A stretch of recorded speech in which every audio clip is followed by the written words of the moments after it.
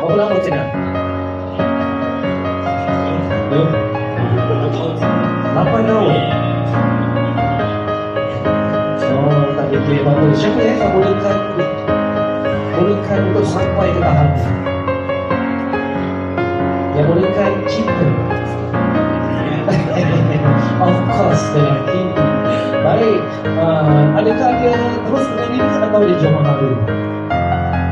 Najwa, dia terima terus ataupun dia boleh pilih bikin dulu macam mana? Terus apa sebab dia pilih dia adalah karakter macam mana yang awak nampak dekat dia. Tak ada tahu lah. Punya apa? Okey, baik. Nampak sikit. Baik. Saya pasangan saya nak ucapkan terima kasih kepada semua yang ada hari yang jauh datang, yang dekat pun ada, yang kawan-kawan Kristian tu ada tu. Yang kawan-kawan kita lama tu tu yang motor lama tak ada tu. Yang motor je? Ada.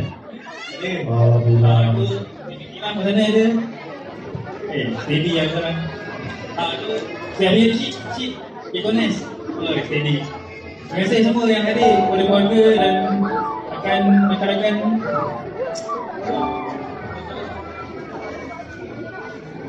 kepada family yang ada, yang dekat, yang jauh semua. Tahu tapi betul-betul appreciate lah korang. Sekali lagi lah tepuk. Dia appreciate pada semua saudara mara, kawan-kawan. Kalau saya dia kata, wow, jiran pun datang. Mantap. Jaga saya ada kecil. Oh, pengasuh ke? Pengasuh. Tapi dia ada ikatan lah dengan saya. Bagus. Terbaik. Thank you datang. Okey, sambung. Okay, Assalamualaikum. Saya Najwa. Saya nak ucapkan terima kasih kepada family saya yang daripada lama dah terus tadi pagi pun pagi-pagi dah awal bangun dari jauh datang baru sampai ke pagi dan setia mensiapkan semua benda ni dari jauh. Saya terima kasih sangat-sangat pakcik-pakcik saya, nenek saya. Terima kasih sangat kepada keluarga lelaki. Terima kasih datang pagi-pagi dah ada kat sini. Terima kasih.